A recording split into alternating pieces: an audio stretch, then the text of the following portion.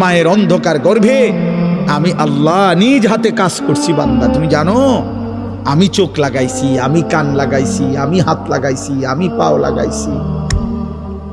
তোমার মারে নয়তো জিজ্ঞাসা করো, মা আমার চোখ লাগাইছে যেদিন, সেদিন আপনারে জিগাইছিল নি মা তোমার সন্তানের চোখ কোথায় লাগাবো? আল্লাহ বলছে, না মা তুমি ঘুমাও, তোমার ছেলে আমি ঠিক করে দিচ্ছি।